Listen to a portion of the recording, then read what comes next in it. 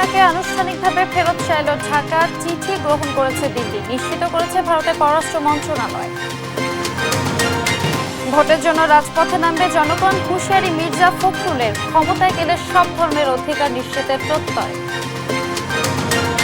বিদ্যুৎ পৃষ্ঠে নিহতের ঘটনাকে হত্যা দেখিয়ে ট্রাইব্যুনালে মামলা, ক্ষুব্ধ খোদ নিহতের বাবা, তদন্তে অব্যাহতির আশা। চাঁদপুরে মেঘনায় জাহাজে মিলল 7 মরদেহ, আহত একজনকে হাসপাতালে ভর্তি, ডাকাতের হামলায় মৃত্যু বলছে পুলিশ। অস্তিত্ব সংকটে ঐতিহাসিক দেওয়ানবাড়ি কমপ্লেক্স মসজিদ, নিষেধাজ্ঞা অমান্য করে মার্কেট এবং নানা স্থাপনা সংরক্ষণের দাবি। দাপিয়ে বেড়াচ্ছে 25,000 অটোরিকশা, যানজটে নাকাল জয়পুরহাটবাসী, বৈধতা নিয়ে পৌর কর্তৃপক্ষকে দুষছে বিআরটিএ। সিলেটে এনসিএল টি20 ফাইনালে দুপুরে মুখোমুখি রংপুর ও ঢাকা মেট্রো, প্রথম শিরোপা জিততে মুখিয়ে দুদল।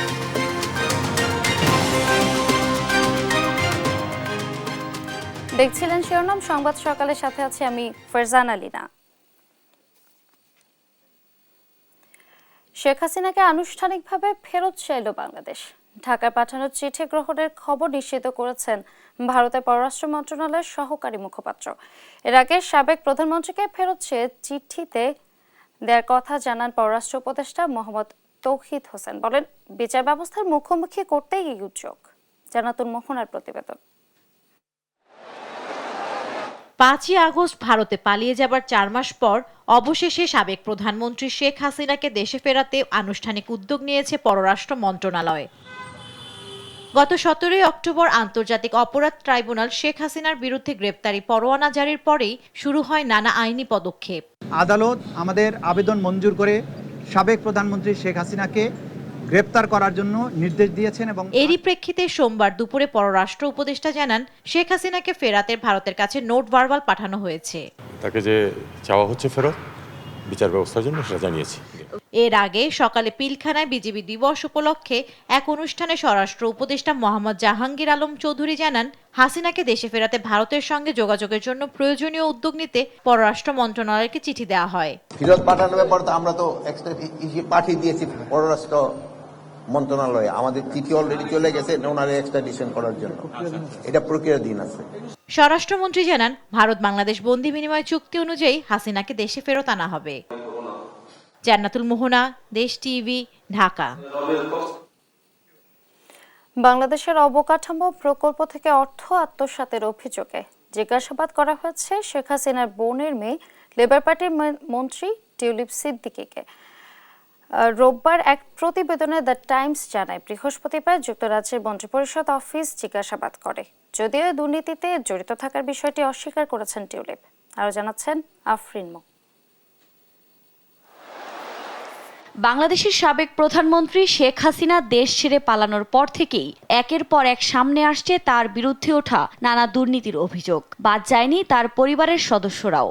এর মধ্যেই বাংলাদেশের অবকাঠামো প্রকল্প থেকে বিপুল পরিমাণ অর্থ আত্মসাতের অভিযোগের তদন্তে উঠে এসেছে শেখ রেহানার মেয়ে ও যুক্তরাজ্যের ক্ষমতাসীন লেবার পার্টির মন্ত্রী টিউলিপ সিদ্দিকের নামও। এই ঘটনায় আন্তর্জাতিক মহলে নানা গুঞ্জনের মধ্যে এবার টিউলিপকে জিজ্ঞাসাবাদ করেছে যুক্তরাজ্যের মন্ত্রিপরিষদ অফিসের ন্যায় ও নৈতিক দল। বৃহস্পতিবার জিজ্ঞাসাবাদ করা হলেও রোববার এক প্রতিবেদনে এ তথ্য নিশ্চিত করেছে ব্রিটিশ সংবাদ মাধ্যম দ্য টাইমস। প্রতিবেদনের তথ্য বলছে, tulip economic secretary to the treasury and city minister হিসেবে দায়িত্ব পালন করছেন। তার কাজ যুক্তরাজ্যের অর্থ বাজারের ভেতরের দুর্নীতি সামাল দেয়া। তবে এর মাঝেই 2013 সালে রাশিয়ার সাথে বাংলাদেশের পারমাণবিক শক্তি প্রকল্পের চুক্তির সময় নিজ পরিবারকে প্রায় 4 বিলিয়ন পাউন্ড আত্মসাৎ করতে সহায়তা করেন টিউলিপ। যুক্তরাজ্যের ন্যায় ও নৈতিক দলের জিজ্ঞাসাবাদে দুর্নীতির অভিযোগ অস্বীকার করেন তিনি। তবে টিউলিপকে জিজ্ঞাসাবাদের বিষয়ে যুক্তরাজ্য সরকার বা টিউলিপের পক্ষ থেকে আনুষ্ঠানিকভাবে কিছুই জানানো হয়নি। তার বিরুদ্ধে অভিযোগ, 2013 সালে বাংলাদেশে পারমাণবিক বিদ্যুৎ কেন্দ্র রূপপুর নির্মাণে রাশিয়ার সাথে একটি চুক্তিতে মধ্যস্থতা করে প্রকল্পের ব্যয় বাড়িয়ে ধরতে সাহায্য করেন। আফরিন মৌ, নিউজ ডেস্ক, দেশ টিভি। পরিবর্তন ও সংস্কার চাইলে আবারও ৫ আগস্টের মতো ঐক্যবদ্ধ হয়ে রাস্তায় নামতে হবে বলে মন্তব্য করেছেন বিএনপির মহাসচিব মির্জা ফখরুল ইসলাম আলমগীর। ভোটের অধিকার, ভাতের অধিকার এবং ন্যায় বিচারের জন্য নেতাকর্মী সহ সাধারণ মানুষকে মাঠে নামার আহ্বানও জানান তিনি। সোমবার ঠাকুরগাঁওয়ে বিএনপির জনসভায় এসব কথা বলেন তিনি। শেখ হাসিনা ভারতে বসে ষড়যন্ত্র করছে বলে অভিযোগ করেছেন মির্জা ফখরুল। সহকর্মী শাকিল আহমেদের রিপোর্ট, জানাচ্ছেন আপন অপু। ঠাকুরগাঁওয়ের শিবগঞ্জ ডিগ্রি কলেজ মাঠ। সোমবার সকাল থেকেই জড়ো হতে থাকেন বিএনপি নেতাকর্মীরা। একে একে আসতে থাকে মিছিল। প্রিয় দলের নির্বাচনী প্রতীক ধানের শীষে অনেকেই রাঙান নিজেকে। দুপুর নাগাদ বাড়ে নেতাকর্মীদের ঢল। জনসভা মাঠ রূপ নেয় মহাসমাবেশে। বক্তব্য রাখেন দলের মহাসচিব মির্জা ফখরুল ইসলাম আলমগীর। বলেন, পরিবর্তন আর সংস্কার চাইলে আবারও ৫ই আগস্টের মতো ঐক্যবদ্ধ হয়ে রাস্তায় নামতে হবে। ভোটের অধিকার, ভাতের অধিকার ও ন্যায় বিচারের জন্য নেতাকর্মী সহ সাধারণ মানুষকে মাঠে নামারও আহ্বান জানান তিনি। ৫ই আগস্ট সবাইকে রাস্তায় নামছিলেন, তাহলে আবারও সেই মতো ঐক্যবদ্ধ হয়ে রাস্তায় নামতে হবে। রাস্তায় নামতে গিয়ে অধিকার আদায়ের জন্য, ভোটের অধিকার আদায়ের জন্য, ভাতের অধিকার টানার জন্য এবং ন্যায় বিচার পাওয়ার জন্য, সামাজিক মর্যাদা পাওয়ার জন্য। এ সময় দায়িত্বশীল ব্যক্তিদের উত্তেজনাপূর্ণ ও বিভ্রান্তিকর বক্তব্য দেয়া থেকে বিরত থাকারও আহ্বান জানান তিনি। কিছু কিছু মানুষ এখন বিভিন্ন রকম কথা বলতেছে, এই কথাগুলো বলা বন্ধ করেন। বিশেষ করে যারা দায়িত্বশীল জায়গায় আছেন তারা ভুল কথা বলে, উত্তেজনামূলক কথা বলে, বিভ্রান্তি ছড়ায়, দেশের মানুষকে আর বিভ্রান্ত করবে না। বিএনপি মহাসচিব বলেন, এদেশে সবাই একে অপরের সঙ্গে মিলেমিশে থাকে, কোনো সাম্প্রদায়িকতা নেই। শেখ হাসিনা ভারতে বসে ষড়যন্ত্র করছে জানিয়ে মির্জা ফখরুল বলেন, সবাইকে সজাগ থাকতে হবে। নিউজ ডেস্ক, দেশ টিভি। জুলাই আগস্ট বিকল্পে জীবন বাজি রেখে শিক্ষার্থীদের সাথে থেকেও মামলার আসামি খুলনার এক বিএনপি নেতা। মামলার বাদী জানেই না আসামি কতজন বা কি বা তাতে পরিচয়। বিদ্যুৎপৃষ্ট নিহত ব্যক্তিকেও হত্যা দেখিয়ে মামলা করা হয়েছে আন্তর্জাতিক অপরাধ ট্রাইব্যুনালে। মিথ্যা মামলা বাণিজ্য ধারাবাহিকের আজ ১৬তম পর্ব অনুসন্ধান করেছেন খুলনা প্রতিনিধি নুর ইসলাম রকি। জানাচ্ছেন এম এ আজিম। আমরা দেখতে পাচ্ছি ৫ আগস্টের আগ মুহূর্ত।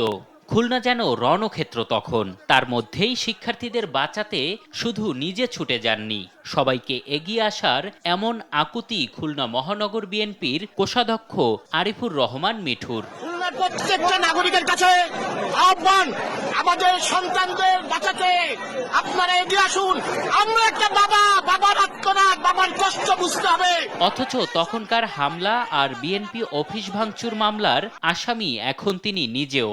আমরা ওই আন্দোলনটায় সম্মুখীন ছিলাম, এই লড়াইটাকে অনেকে ভালোভাবে মেনে নেয় নাই। শুধু মিঠু নয়, বিএনপির অনেক নেতারাই আসামি হয়ে আছে বিএনপির অফিস ভাঙচুরের। অনেকেই আবার শিক্ষার্থীদের পক্ষে থেকেও হয়েছেন আসামি। কে বা কারা আমার ওই যে বিএনপির আমরা যে অফিসে, সেই অফিসেরই পুরানো মামলা আমারে নাম জড়াই দিছে আর কি। এটা কি উদ্দেশ্যে করছে সেটা আমরা সত্য জানি না, কিন্তু এটা যদি প্রশাসন ওই খোঁজ খবর নেয়, কি তদন্ত করে, সেটা সত্যটা বেরোয় আসবে। মামলার বাদী বলছে, কে কিভাবে আসামি হয়েছেন তা জানেনই না তিনি। এটা আপনার মানে চারিদিকে নামগুলো আসছে তো, আর কে কোন পাশ দিয়ে দিচ্ছে এইটাই।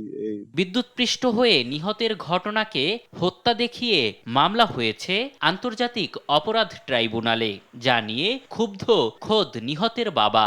ট্রাইব্যুনালে মামলা হয়েছে তো আমি কিছুই জানি না, তো মামলার কারা করলো আল্লাহ জানে। আমার এই কাগজপাতি নিয়েছে, ও যে চাচ্ছে দিচ্ছি, অথচ এই কাগজপাতি নিয়ে কারাই মামলা করছে আমি কিছুই জানি না। বাবা, আমি অন্ধ, আমার চোখ একটা চোখ আছে।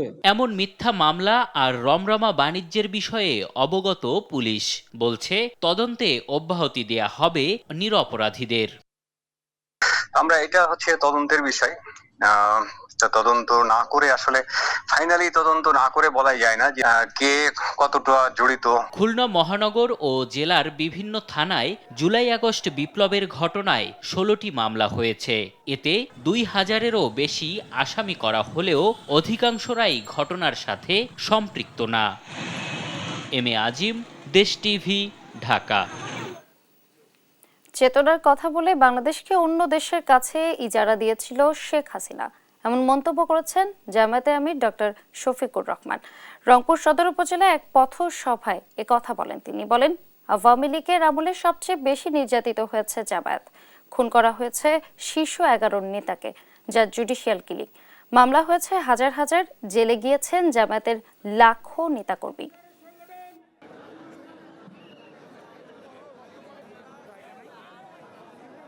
আগের স্বাধীনতার পরে 23 বছর আর 71-এর পরে 53 বছর, এই 76 বছর সময় জাতির কপাল থেকে চলে গিয়েছে।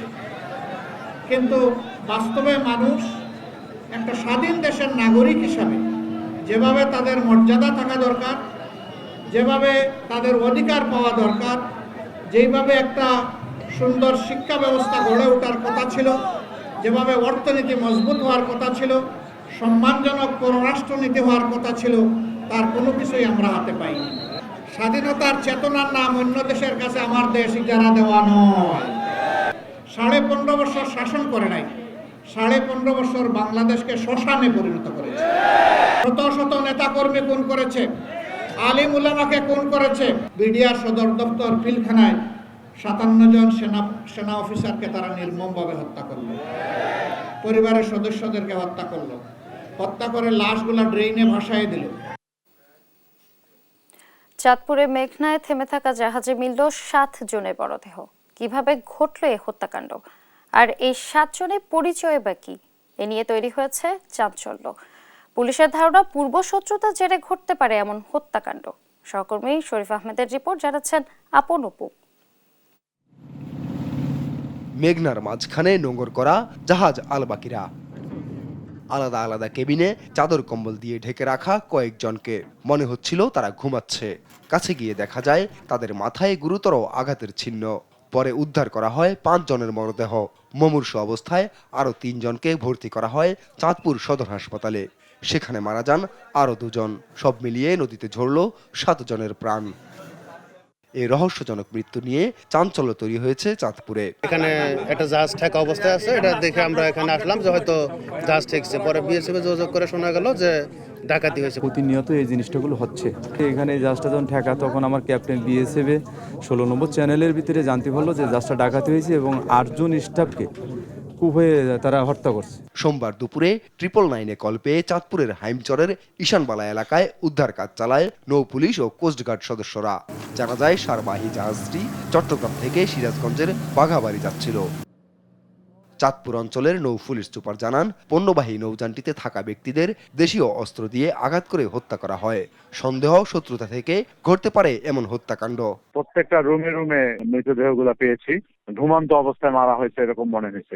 এটা পূর্ব শত্রুতা বা এইরকম একটা কিছু হতে পারে, বা অন্য কোনো কারণ থাকতে পারে, যেটা তদন্তের সাপেক্ষে বের হয়ে আসবে। এই ঘটনায় এখনো থমথমে চাঁদপুর, প্রক্রিয়াধীন আইনি ব্যবস্থা।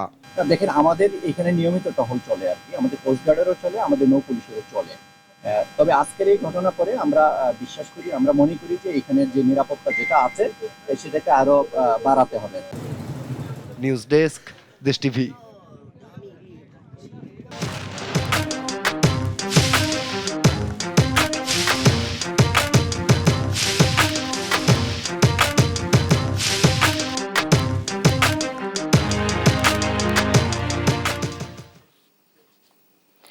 নতুন বাংলাদেশ বিনির্মাণে স্মরণীয় হয়ে থাকবে 2024 সাল। তবে এত সব অর্জনের পাশাপাশি আছে হারানোর বিয়োগ গাথাও। চলে গেছেন অনেক গুণীজন। সে তালিকায় আছেন ছাত্র থেকে শুরু করে আলোচিত রাজনীতিক। 24-এ হারানোর বিয়োগ গাথা জানাচ্ছেন হাসান মাহমুদ। শেষ হতে চলল আরও একটি ক্যালেন্ডারের পাতা। নানা উত্থান পতনের মধ্য দিয়ে গিয়েছে বাংলাদেশের 2024। এ সময় বাংলাদেশ হারিয়েছে অসংখ্য গুণীজনকে। এবছর 5 অক্টোবরে মারা যান সাবেক রাষ্ট্রপতি ডাক্তার AQM বদরুদ্দোজা চৌধুরী। পেশায় চিকিৎসক হলেও দেশের রাজনীতি ও সংস্কৃতিতে তার অবদান ছিল অসামান্য। 21 ডিসেম্বর শেষ নিঃশ্বাস ত্যাগ করেন দেশের খ্যাতিমান সাংবাদিক, শিক্ষক ও প্রাবন্ধিক, 21-এ পদকপ্রাপ্ত ভাষা সৈনিক আব্দুল গফুর। চলতি বছর 11 মে পরপারে পাড়ি জমান কমিউনিস্ট আন্দোলনের প্রবাদ পুরুষ, তাত্ত্বিক ও বাংলা একাডেমি সাহিত্য পুরস্কার প্রাপ্ত লেখক হায়দার আকবর খান রণ। 5 আগস্ট শেখ হাসিনা পালানোর পর 16 অক্টোবর মারা যান আওয়ামী লীগের প্রেসিডিয়াম সদস্য মতিয়া চৌধুরী। হারানোর তালিকায় আছেন দেশের প্রখ্যাত দাবাড়ু গ্র্যান্ডমাস্টার জিয়াউর রহমান। গেল 13 ডিসেম্বর মারা যান প্রেম ও দ্রোহের কবি হেলাল হাফিজ। 16 জানুয়ারি মারা যান কলামিস্ট, সাংবাদিক ও দৈনিক দিনকাল সম্পাদক ডক্টর রেজওয়ান সিদ্দিকী। চলতি বছর 24 জুলাই মারা যান দেশের সঙ্গীতাঙ্গনের উজ্জ্বল নক্ষত্র মাইলস ব্র্যান্ডের lead guitarist Shafin Ahmed. 13 March নিভৃতে পাড়ি জমান বাংলা সঙ্গীতের নক্ষত্র গীতিকার ও সুরকার সাদি মোহাম্মদ। 12 ডিসেম্বর মারা যান 21 পদকপ্রাপ্ত সঙ্গীত শিল্পী পাপিয়া সারোয়ার। 20 ডিসেম্বর মৃত্যু হয় সাবেক অ্যাটর্নি জেনারেল ও অন্তর্বর্তী সরকারের উপদেষ্টা AF হাসান আরিফ। হাসান মাহমুদ, দেশ টিভি, ঢাকা। দেখছেন সংবাদ সকাল। অস্তিত্ব সংকটে সাভারের ঐতিহাসিক দেওয়ানবাড়ি কমপ্লেক্স মসজিদ। রাজককে বৃদ্ধাঙ্গুলি দেখিয়ে মসজিদ ভবনের সামনে পুকুর ভরাট করে অবৈধভাবে গড়ে তোলা হচ্ছে মার্কেট ও ভবন সহ নানা স্থাপনা। এ নিয়ে ভীষণ ক্ষুব্ধ স্থানীয়রা। দ্রুত ব্যবস্থা নেওয়ার দাবি জানান তারা। দেওয়ান ইমনের তথ্য ও ছবিতে নুসরাত শোভার রিপোর্ট। কৌতূহলী দুরন্ত কিশোর অনুকে ধর্মশিক্ষা নিতে মাদ্রাসায় পাঠায় বাবা। মাটির ময়না চলচ্চিত্রের সেই মাদ্রাসা ভবনটি মূলত সাভারের আমিনবাজারের ঐতিহ্যবাহী দেওয়ানবাড়ি কমপ্লেক্স। 18 শতকে জনাব আলী হাজি নামে এক ব্যক্তি তুরাগের তীরে নির্মাণ করেন এ বাড়ি। চলচ্চিত্রটিতে বাড়ির সামনে দেখা যায় 4 ঘাট বিশিষ্ট স্বচ্ছ জলের পুকুর, কারুকার্যময় সীমানা প্রাচীর ও 3 গম্বুজ বিশিষ্ট মসজিদ। বর্তমানে ভবনটি দেখে এর প্রাচীন জৌলুস বোঝার উপায় নেই। বাড়ির সামনের পুকুরটি ভরাট করে গড়ে তোলা হয়েছে মার্কেট, চলছে বহুতল ভবন নির্মাণের প্রস্তুতি, হারিয়েছে দৃষ্টিনন্দন সীমানা প্রাচীর। আগে তো খুব সুন্দর পুকুর ছিল, এখন তো এটা ভরাট করে শেষ করছে। একটা রাজুকের নোটিশ ছিল, এই নোটিশ অমান্য করেই তারা এগুলো করছে। অনেক বাইরের লোক আইতে এই বাড়িটা দেখবে বিলা, বিদেশিরাই তো সিন লয়ে গেত, ছবি লয়ে গেত। এই বাড়িটা অনেক সৌন্দর্য আসলে। তো প্রাচীন এই স্থাপনাটি ভরাট ও বিক্রি বন্ধে 2021 সালের 28 ডিসেম্বর নিষেধাজ্ঞা জারি করে রাজধানী উন্নয়ন কর্তৃপক্ষ রাজু। তবে সেই নিষেধাজ্ঞা অমান্য করে গ্যাজেটভুক্ত সম্পত্তিতে স্থাপনা নির্মাণ করছেন স্থানীয় হাজী আব্দুস সবুর এবং তার 2 ছেলে অনিক ও ইমন। পুকুর ভরাট করে মার্কেট বানিয়ে ভাড়া দেওয়ার পাশাপাশি গড়ে তুলেছেন ফাতেমা কমপ্লেক্স। রাজু কি করবে, একটা যে করে সেটা হলো এসব করার পরে দিয়েছে, আগে কোনো নোটিশ দেয় না। 200 বছরের পুরনো স্থাপত্য রক্ষায় ব্যবস্থা নিতে আমিনবাজার ইউনিয়ন পরিষদ ও সাভার মডেল থানা কর্তৃপক্ষকে রাজুকের পক্ষ থেকে আহ্বান করা হলেও কোনো ব্যবস্থা নেওয়া হয়নি। তবে বর্তমান প্যানেল চেয়ারম্যান বলছেন, সরকারের পক্ষ থেকে নির্দেশনা পেলে তা যথাযথভাবে বাস্তবায়ন করা হবে। এটা যদি আমার ডিসি অফিস কিংবা ইউনিয়ন অফিস থেকে যদি চিঠি আসে যে এটা সরকারি জায়গা, যে ভরাট করে হলে উচ্ছেদ করার লাগবে, উচ্ছেদ করার জন্য যা যা ব্যবস্থা নেওয়া সবই ব্যবস্থা নিব। ইতিহাস ঐতিহ্যের এ ভবন সংরক্ষণে কার্যকর পদক্ষেপ গ্রহণের দাবি বিশেষজ্ঞদের। সরকার, বিশেষ করে সংশ্লিষ্ট মন্ত্রণালয় যদি এর গুরুত্বটা অনুধাবন করেন, এটা অর্থ করতে পারেন, তাহলে অবশ্যই এটা রক্ষা করবে বলে আমি আশা করি। প্রাচীন এ স্থাপনাটিকে সংরক্ষণ করতে বর্তমান সরকার কার্যকর উদ্যোগ নেবেন এমন প্রত্যাশা সাভারবাসীর। নিউজ ডেস্ক, দেশ টিভি। জয়পুরহাটে দাপিয়ে বেড়াচ্ছে 25,000 অটোরিকশা। তীব্র যানজটে নাকাল নগরবাসী। ট্রাফিক নিয়ন্ত্রণে রীতিমতো হিমশিম খাচ্ছে ট্রাফিক পুলিশ। এসব যানের বৈধতা নিয়ে পৌর কর্তৃপক্ষকে দুষছে বিআরটিএ। সহকর্মী রেজাউল করিম রেজার রিপোর্ট জানাচ্ছেন আব্দুল্লাহ আল মারুফ। জয়পুরহাটের সড়কে বেড়েছে ব্যাটারি চালিত অবৈধ অটোরিকশার দৌরাত্ম্য। শহর ও জেলার বিভিন্ন সড়কে দাপিয়ে বেড়াচ্ছে প্রায় 25,000 ব্যাটারি চালিত রিকশা, ভ্যান ও অটোরিকশা। এসব যানের চালকদের নেই কোনো লাইসেন্স, নেই প্রশিক্ষণ। যত্রতত্র চলাচল ও ট্রাফিক নিয়ম ভঙ্গের কারণে অহরহ ঘটছে দুর্ঘটনা। লেগে থাকে যানজট। 10 মিনিটের রাস্তা যেতে সময় লাগছে 1 ঘন্টা। যানজট নিরসনে এসব অবৈধ যানবাহনের বিরুদ্ধে সংশ্লিষ্টদের কার্যকরী পদক্ষেপ চান শহরবাসী। আমার বাড়ি খন্দনকুটিবাড়ি ব্রিজ, ওখান থেকে আসতে আমার আধা ঘন্টা থেকে 1 ঘন্টা সময় লাগে। অথচ যদি যানজট মুক্ত থাকতো তাহলে আমার 10 থেকে 15 মিনিট আমি শহরে আসতে পারতাম। দুর্ঘটনার সম্ভাবনা বেশি থাকে। তো প্রশাসনের দৃষ্টি আকর্ষণ করবো, এরা যেন ভাগ ভাগ করে দেয়। ব্যাটারি চালিত অটোরিকশাগুলো শহরে যদি না আসে, এই একটা ব্যবস্থা করতে হবে এবং লোকেশনটাকে সিলেক্ট করে দিতে হবে। সড়ক দাপিয়ে বেড়ানো এসব অবৈধ যানকে টাকার বিনিময়ে বৈধতা দেয় পৌর কর্তৃপক্ষ। পৌরসভার লাইসেন্স পরিদর্শক বললেন, পৌর পরিষদের সিদ্ধান্ত মতেই লাইসেন্স দেওয়া হয় এসব অবৈধ যানকে। ব্যাটারি চালিত রিক্সা, ভ্যান, অটোরিকশা এগুলোর লাইসেন্স পৌর পরিষদের সিদ্ধান্ত মোতাবেক কার্যকরী করা হয় এবং লাইসেন্স পরিদর্শক হিসাবে আমাকে যেহেতু নির্দেশ দেওয়া হয়, সেই অনুযায়ী আমি এই লাইসেন্স প্রদান করে থাকি। পৌরসভা এসব যানের রেজিস্ট্রেশন দিতে পারে কিনা তা জানা নেই বিআরটি এর এই কর্মকর্তার। পৌরসভা কিছু গাড়ি হয়তো টোকেন বেসিসে রেজিস্ট্রেশনের আওতায় তারা আনছে, কিন্তু এটা আইনসিদ্ধ কতটুকু আমার জানা নাই, পৌরসভা দিতে পারে কিনা। আমরা যতটুকু জানি যে যদি কোনো ভেহিকেল রাস্তায় চলে বা এটার কোনো রেজিস্ট্রেশন নিতে হয়, সেক্ষেত্রে এটার টোটাল অথরিটিটা হয়েছে বিআরটি এর কাছে। ট্রাফিক পুলিশ বলছে, সড়কে অতিমাত্রায় এসব অবৈধ যানের দৌরাত্মে বাড়ছে দুর্ঘটনার ঝুঁকি। আমাদের যে রাস্তার আয়তন, এই রাস্তার আয়তনের তুলনায় অধিক সংখ্যক ইজিবাই রিক্সা চলাচল করছে। এসব যানের বিরুদ্ধে ব্যবস্থা নেওয়ার কথা জানালেন পুলিশ সুপার।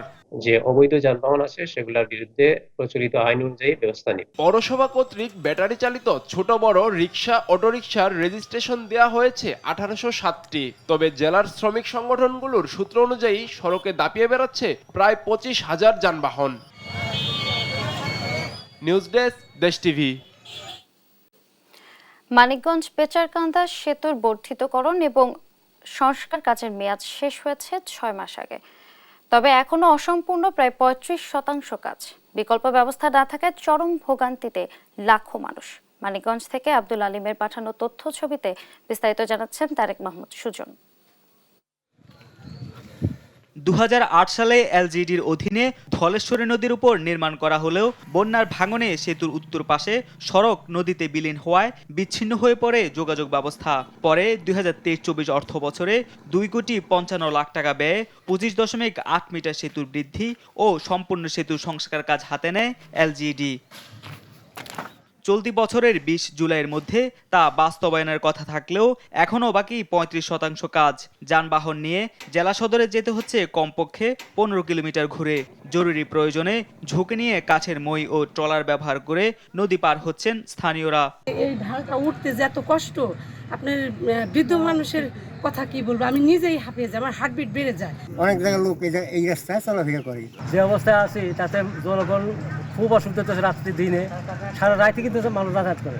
ঠিকাদারের কাজের মেয়াদ শেষ হয়ে গেছে, এখনো দীর্ঘগতিতে কাজ চলছে, ব্রিজের কাজও ভালো হচ্ছে না। হাঁটা চলা করতে অসুবিধা, বাঁশের মই ব্যবহার করতে হয়, আবার মাঝে মাঝে ভাঙে যায়। ট্রলারে কত সময় দেখা যায় স্কুলে আসার সময় দেরি হয়ে যায়, ওই সময় এক সময় এপারে আসে এক সময় এপারে আসে। দেশের পথ পরিবর্তনের কারণে নির্দিষ্ট সময়ে কাজ সম্পন্ন হয়নি। আগামী 2 মাসের মধ্যে কাজ শেষ হবে বলে জানান এলজিডির এই নির্বাহী প্রকৌশলী। ইতিমধ্যে আমরা ঠিকাদারকে তাগাদা দেওয়ার পর ঠিকাদার পুনরায় মোবিলাইজেশন হয়েছে, কাজ শুরু হয়েছে। আজকেই একটি স্ল্যাবের ঢালের কাজ চলমান, নতুন একটি ওয়ার্ক প্ল্যান নেওয়া হয়েছে। আমরা আশা করছি যে আগামী 2 মাসের মাঝে ব্রিজের কাজটি সম্পন্ন করে জনগণের চলাচলের জন্য উন্মুক্ত করা যাবে। জনগণের ভোগান্তি লাঘবে সেতুর কাজ দ্রুত শেষ হবে, এমনটাই প্রত্যাশা এলাকাবাসীর। নিউজ ডেস্ক, দেশ টিভি। গ্রাম বাংলার ঐতিহ্যবাহী পিঠাপুলির সঙ্গে তরুণ প্রজন্মকে পরিচয় করিয়ে দিতে মেহেরপুরের মুজিবনগরে শুরু হলো পিঠা উৎসব। এই আয়োজনে উচ্ছ্বসিত শিক্ষার্থী ও দর্শনার্থী, আর আয়োজকদের সব ধরনের সহায়তা দিচ্ছে উপজেলা প্রশাসন। সহকর্মী মোহাম্মদ জাহিদুর রহমানের তথ্যচিত্রে নুসরাত শোভার রিপোর্ট। পিঠাপুলি বাংলার চিরায়ত সাংস্কৃতিক ঐতিহ্যের একটি অংশ, আর শীতকাল এলেই কদর বাড়ে এই পিঠাপুলির। তাই শীতের আমেজে পিঠাপুলির স্বাদ নিতে পিঠা উৎসবের আয়োজন করেছে মেহেরপুর অরাজনৈতিক সংগঠন ভাবনা। এ আয়োজনে নানা পদের নানা স্বাদের পিঠার পসরা সাজিয়ে বসেছেন শিক্ষার্থীরা। এমন আয়োজনে অংশ নিয়ে খুশি সবাই। আমাদের আয়োজন মূলত ছিল আমরা কিছু মানুষের সাহায্য করব এবং এই এলাকার মানুষকে কিছু বিনোদন দিয়ে যাব। আমরা এবারে ভিন্ন রকমে আমরা মজিমনগর উপজেলাতে আয়োজন করেছি। সেখানে আপনার স্টলের ব্যবস্থা করা হয়েছে, ফি ক্র্যাম্প মেডিকেলের ব্যবস্থা করা হয়েছে এবং গেট থেকে শুরু করে মঞ্চ পর্যন্ত আমরা ভিন্ন রকমের সাজাইছি। এখানে আমরা দর্শকদের জন্য অনেক রকমের পিঠা নিয়ে আসছি। যদি দর্শকদের সেগুলো পছন্দ হয় তাহলে সারা সেগুলো কিনবে। অনেক মানুষ কিন্তু বিভিন্ন কারণে রোগে এখানে সম্মানিত ডাক্তার আছেন, ওনারা জানেন যে শীতজনিত রোগে আক্রান্ত অনেকে মারা যায়, কারণ হয়তো পোশাক থাকে না, তারপর চিকিৎসার ব্যবস্থা হয়। আমরা 15 ধরনের আইটেম তৈরি করেছি, এগুলো আমরা নিজ গৃহে তৈরি করেছি। মুজিবনগরের প্রথম পিঠা উৎসব, সেহেতু আমার এখানে এসে অনেক আনন্দ হচ্ছে এবং আমি খুশি হচ্ছি যে সবাইকে পিঠা খাওয়াতে পেরে। পিঠাপুলির স্বাদ দিতে শিক্ষার্থীদের সঙ্গে আসেন তাদের অভিভাবক ও পরিবারের সদস্যরা। আমরা অনেকগুলো পিঠা খেয়েছি, মাশাআল্লাহ খুবই সুন্দর হয়েছে, খুবই স্বাদের হয়েছে। শীতকালীন যে পিঠা যা হওয়ার দরকার সেটাই হয়েছে। আমাদের দেশজ যে পিঠা, আমাদের আগের যে ঘরোয়া পাড়া মহল্লায় যে পিঠা উৎসব হতো, পিঠা খেয়ে মানুষের ভিতরে যে আনন্দ হৈহুল্লোড় ছিল, সেটার জন্য আমেজ আমি খুঁজে পেলাম।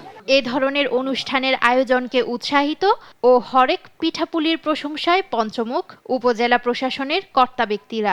গ্রাম বাংলার যে ঐতিহ্য পিঠা উৎসব সেটা তারা ফুটিয়ে তুলছে। এছাড়া শীতকে যে উচ্ছ্বাসে পরিণত করা যায় সেটা তারা অসহায় এবং সুবিধা বঞ্চিত মানুষকে শীত বস্ত্র বিতরণ করে সেটা তারা উচ্ছ্বাসে পরিণত করেছে এবং সেটা উৎসবে পরিণত হয়েছে। শীতের সময়ে এমন আয়োজন গ্রাম বাংলার ঐতিহ্যবাহী পিঠাপুলির সঙ্গে তরুণ প্রজন্মকে পরিচিত করে তুলবে, এমন প্রত্যাশা সবার। নিউজ ডেস্ক, দেশ টিভি। দেখছেন সংবাদ সকাল। পরিবেশ উপদেষ্টা সৈয়দ রিজওয়ানা হাসান বলেছেন, কপকে অনেক বেশি জটিল করে ফেলা হয়েছে। একই সঙ্গে বিশ্বের যে অর্থনৈতিক মডেল দাঁড়িয়েছে তা থেকে কেউ সরে আসতে চাইছে না। 29তম কপ সম্মেলন নিয়ে ইউনিভার্সিটি অফ এশিয়া প্যাসিফিকে অনুষ্ঠিত আলোচনা সভায় কথা বলেন পরিবেশ উপদেষ্টা। বলেন, জীবাশ্ম জ্বালানি বিক্রয়কারী দেশগুলোর অর্থনৈতিক সংকটের বিপরীতে জলবায়ু ঝুঁকিতে থাকা দেশগুলোর রয়েছে ভৌগোলিক অস্তিত্বের প্রশ্ন, যাদের বিপক্ষে দাঁড়িয়ে দর কষাকষি অসম প্রতিযোগিতা। তাই সমস্যা নিরসনের রাজনৈতিক শক্ত অবস্থানের পাশাপাশি প্রয়োজন নতুন প্রজন্মকে সাথে নেওয়া, তবে প্রচলিত ছকে বেঁধে নয়। জনগণ বাঁচাতে বাড়াতে হবে বাজেট ও সক্ষমতা।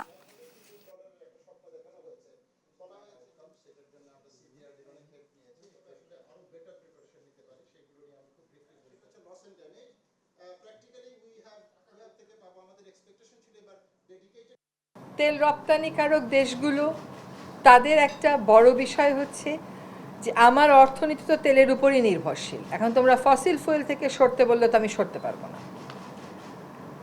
আমাদের মতন দেশগুলোর বিষয় হচ্ছে যে যদি জলবায়ু পরিবর্তন হয়েই যায় যেভাবে করে আইপিসিসি বলছে, তাহলে তো আমাদের অস্তিত্বই থাকবে না। 1% করে কৃষি জমি আমাদের প্রতি বছর কমছে। এখন আমরা কত টাকা নিয়ে আসলে অ্যাডাপ্ট করতে পারবো, এটা তো একটা বড় বিষয় আছে। আমাদের ডিফরেস্টেশন হচ্ছে গ্লোবাল ডিফরেস্টেশন রেটের দ্বিগুণ। এটা আশা করা ঠিক না যে অল্প সময়ে এটা ফিক্স করে ফেলা যাবে, কিন্তু এটা একটা জায়গায় অ্যারেস্ট করার প্রক্রিয়া হয়তো শুরু হবে। দর্শক, পৌষের শুরু থেকে জয়পুরহাটে কুয়াশা কিছুটা কম থাকলেও হিমেল হাওয়ায় বেড়েছে শীতের দাপট। বিস্তারিত জানাতে আমাদের সঙ্গে সরাসরি যুক্ত হচ্ছেন সহকর্মী রেজাউল করিম রেজা। রেজা, তীব্র শীতে খেটে খাওয়া মানুষদের কি ধরনের ভোগান্তি পোহাতে হচ্ছে আমাদের জানান। আমি এখন দাঁড়িয়ে আছি জয়পুরহাটের, এটা হচ্ছে জয়পুরহাট এবং হিলি বাইপাসের রাস্তার পাশে। তো একটা বিষয় আমি জানিয়ে রাখি যে গত কয়েকদিনের চেয়ে আজকে কিন্তু মোটামুটি একটু সকাল থেকে রোদ উঠেছে।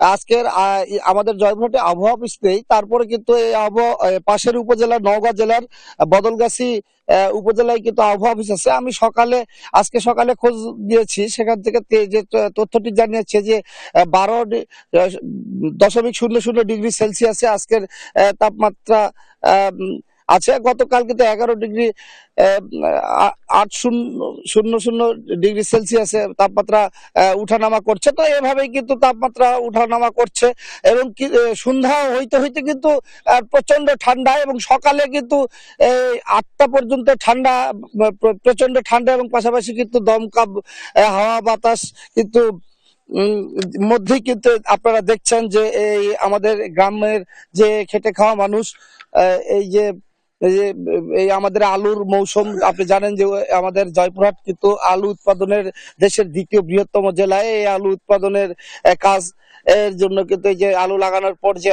পরিচর্যা করতে হয়, পরিচর্যা কিন্তু এখানকার স্থানীয় কৃষকরা করেছেন। তো কৃষকরা যেটি আমাদেরকে জানিয়েছেন যে সকালে কিন্তু তারা কাজ তাদের করতে কিন্তু অনেকটা শীতের মধ্যে খুবই কষ্ট হচ্ছে। তো কি অবস্থা আপনি একটু জানাবেন? এই শীতের মৌসুমে আমরা এই সিন্ডিকেট করে সারের দাম বেশি করছে, এই সারটা বেশি দামে কিনে ফসল ফেলাচ্ছি। শীতের সময় মৌসুমে কষ্ট করে তোলার সময় আমরা দাম পাই না, হাত বদল হয়ে ওখানে যাই পয়সা করি বেশি পাই। আমরা কৃষক হয়ে আমরা ঘাটতি বেশি হয়ে যাওয়ার পর আমরা কিন্তু দাম বেশি পাই না, আমাদের ঘাটতি হয়। শীতের মৌসুমে খুব শীত আছে, প্রচুর শীত। তো ধন্যবাদ। আপনারা জয়পুরহাটের যে সাধারণ কৃষকরা যেটি জানিয়েছেন যে এই যে তারা কিন্তু এই যে এত কষ্ট করে শীতের মধ্যে কোনো সময় ঘন কুয়াশা, তার মধ্যে যে কাজ করে যে ফসল উৎপাদন করেন, এই ফসলের কিন্তু ন্যায্য মূল্য যারা বিক্রির সময় কিন্তু পান না। কারণ বিক্রির সময় এই আলুটি 500-600 টাকা করে মন তারা বিক্রি করে, কিন্তু এক সময় কিন্তু তারা কিন্তু ওই পরবর্তীতে চড়া দামে বেচা কিনা হয়। তো সর্বোপরি বলা যায় যে নিম্ন আয়ের মানুষ এবং খেটে খাওয়া মানুষদেরই কষ্ট এই শীতে, এবং পাশাপাশি কৃষকদেরই কষ্ট বেশি। এই ছিল আমার জয়পুরহাট থেকে সর্বশেষ। রেজা, আপনাকে ধন্যবাদ। দর্শক, আমাদের সাথে সরাসরি যুক্ত হয়েছিলেন সহকর্মী রেজাল করিম রেজা। দেখছেন সংবাদ সকাল। একবেলা খাবারের জন্য সিরিয়াবাসীকে গুনতে হচ্ছে 40 থেকে 50 হাজার লিরা, যা বাংলাদেশি টাকায় কয়েক লাখ টাকা। এক টুকরো শুকনো রুটি কিনতেও হিমশিম খাচ্ছে লোকজন। এ পরিস্থিতিতে দেশটির ওপর থেকে নিষেধাজ্ঞা তুলে দেওয়ার উপর জোর দিয়েছেন তুরস্কের পররাষ্ট্রমন্ত্রী ও সিরিয়ার নেতারা। লুৎফর কবিরের রিপোর্ট। জেঁকে বসেছে শীত, কুয়াশাচ্ছন্ন সকালে শুকনো রুটি তৈরিতে ব্যস্ত দোকানিরা। দোকানে দোকানে ক্রেতাদেরও চাপ। এ চিত্র সিরিয়ার রাজধানী দামেস্কে। তবে সাধারণ রুটি থেকে সবকিছুতেই চড়া দাম। ডলারের বিপরীতে সিরিয়ার মুদ্রা লিরা বা পাউন্ডের মান তলানিতে ঠেকায় খাবার কিনতে রীতিমতো হাঁপিয়ে উঠছে সাধারণ মানুষ। বাশার আল আসাদ সরকার পতনের পর সিরিয়ার এখন ভবিষ্যৎ কোন পথে, সেই প্রশ্ন অনেকের মনে। 2 কেজি টমেটো এবং 1 কেজি পেঁয়াজ লাগলে সেক্ষেত্রে একবেলা খাবারের জন্য আপনাকে গুনতে হবে 40 থেকে 50 হাজার পাউন্ড। সেক্ষেত্রে সবজির চেয়ে মাংস কেনা উচিত। আমি বেসরকারি জায়গায় কাজ করি, তাই রুটি কিনতে পারছি, কিন্তু যারা গ্রামে আছেন তাদের চাকরির সুযোগ নেই। আশা করি সামনে দাম কমবে, সবাই খরচ কমিয়ে চলছে। আসাদের আমল থেকেই সিরিয়ার অর্থনীতির বেহাল দশা। সরকার পতনের সঙ্গে নতুন পথে হাঁটছে দেশটির সরকার। তবে দেশ পুনর্গঠনে সবার আগে আন্তর্জাতিক নিষেধাজ্ঞা প্রত্যাহারের প্রয়োজন। দামেস্কে দেশটির নতুন প্রশাসনের নেতা আহমেদ আল সারা এবং তুর্কির পররাষ্ট্রমন্ত্রী হাকান ফিদানের মধ্যে বৈঠক হয়েছে। বৈঠক শেষে সংবাদ সম্মেলনে সিরিয়ার উপর থেকে আন্তর্জাতিক নিষেধাজ্ঞা তুলে নেওয়ার উপর জোর দেন তারা। এছাড়া সিরিয়ার প্রতিরক্ষা ব্যবস্থা ঠেলে সাজানোর ঘোষণা দেন আল সারার। এদিকে আন্তর্জাতিক আইন তোয়াক্কা না করে সিরিয়ার গোলান মালভূমির বাফার জোনে আরও ইসরায়েলের সশস্ত্র সেনার বহর ঢুকতে দেখা গেছে। রোববার সেখানে প্রবেশের সময় বিজয়ের চিহ্ন দেখায় সেনারা। এ অঞ্চলে ইসরায়েলের সামরিক তৎপরতায় উত্তেজনা বাড়তে পারে এমন উদ্বেগ প্রকাশ করেছে জাতিসংঘ। ফলে শান্তিরক্ষী মিশনের কার্যক্রম আরও 6 মাস বৃদ্ধি করার পরও আগ্রাসন চালাচ্ছে নেতানিয়াহু প্রশাসন। লুৎফর কবির, নিউজ ডেস্ক, দেশ টিভি। খেলার খবর। এনসিএল টি-20 ফাইনালে আজ মুখোমুখি হবে রংপুর বিভাগ ও ঢাকা মেট্রো। প্রথমবার আয়োজিত এই টুর্নামেন্টের শিরোপা জিততে মুখিয়ে দুদল। সিলেট আন্তর্জাতিক ক্রিকেট স্টেডিয়ামে ম্যাচ শুরু দুপুর 12:30টায়। টি-20তে নতুন তারকা তুলে আনার প্রচেষ্টায় বিসিবির জমকালো আয়োজন। প্রথমবারের মতো মাঠে গড়া জাতীয় ক্রিকেট লিগ টি-20 ফরম্যাটে সিলেট আন্তর্জাতিক ক্রিকেট স্টেডিয়াম ও একাডেমি মাঠে 12 দিন চলে ঘরোয়া ক্রিকেটের এই লড়াই। নানা নাটকীয়তা শেষে ফাইনালে উঠে ঢাকা মেট্রো ও রংপুর বিভাগ। গ্রুপ পর্বের পুরোটা জুড়েই আধিপত্য ধরে রেখেছিল ঢাকা মেট্রো, সঙ্গে লড়াই করেছে রংপুর বিভাগ। অনুমিতভাবেই লিগ পর্ব শেষে পয়েন্ট টেবিলের প্রথম 2 দল তারাই। 7 ম্যাচে 7টিতে জিতে চমক জাগায় ঢাকা মেট্রো। এরপর প্রথম কোয়ালিফায়ারে রংপুরের কাছে হেরে সরাসরি ফাইনাল খেলার স্বপ্ন ধূলিসাৎ হয় রাজধানীর এই দলটির। কিন্তু দ্বিতীয় কোয়ালিফায়ারে খুলনাকে 38 রানে হারিয়ে ফাইনালে ওঠে ঢাকা। ফাইনালে ওঠার পথে ঢাকাকে সামনে থেকে নেতৃত্ব দেন নাইম শেখ। অসাধারণ অধিনায়কত্বের পাশাপাশি ব্যাট হাতেও তিনি ছিলেন দুর্দান্ত। 9 ম্যাচে প্রায় 33 গড়ে করেন 316 রান, যা টুর্নামেন্ট সর্বোচ্চ। অন্যদিকে টানা 5 জয় টুর্নামেন্ট শুরু করে রংপুর বিভাগ, কিন্তু এরপরই হয় ছন্দপতন। টানা 2 ম্যাচ হেরে টেবিলের 2 থেকে শেষ করে গ্রুপ পর্ব। কিন্তু প্রথম কোয়ালিফায়ারে ঢাকা মেট্রোকে 4 উইকেটে হারিয়ে সরাসরি ফাইনালের টিকিট কাটে আগ্রহের দল। রংপুরের আলাউদ্দিন বাবু 8 ম্যাচে 16 উইকেট নিয়ে আছেন সেরা বোলারদের তালিকার 2-এ। ফাইনালের আগে 2 বার মুখোমুখি হয় ঢাকা মেট্রো রংপুর বিভাগ। 2 ম্যাচেই আসে ভিন্ন ফলাফল। লিগ পর্বে রংপুরকে 7 উইকেটে হারালেও নকআউট পর্বে রংপুরের কাছে 4 উইকেটে হারে ঢাকা। ফ্র্যাঞ্চাইজি ভিত্তিক প্রতিযোগিতা না হওয়ায় অর্থের তেমন ছড়াছড়ি নেই এনসিএল টি-20তে, তবে থাকছে বেশ কয়েকটি পুরস্কার। ইতিমধ্যেই প্রাইজ মানিও জানিয়ে দিয়েছে বিসিবি। টুর্নামেন্টের চ্যাম্পিয়ন দল পাবে 20 লাখ টাকা, আর রানার্স আপ দল ঘরে তুলবে 10 লাখ। আসলে সেরা ক্রিকেটার পাবেন 1 লাখ টাকা, আর সর্বোচ্চ রান সংগ্রাহক ও সর্বোচ্চ উইকেট শিকারীর প্রত্যেককে দেয়া হবে 50,000 টাকা করে। তামিমুর রহমান, স্পোর্টস ডেস্ক, দেশ টিভি। এই ছিল এখনকার সংবাদ সকালে। পরে বুলেটিন দেখার আমন্ত্রণ রইল। এতক্ষণ সাথে থাকার জন্য ধন্যবাদ সবাইকে।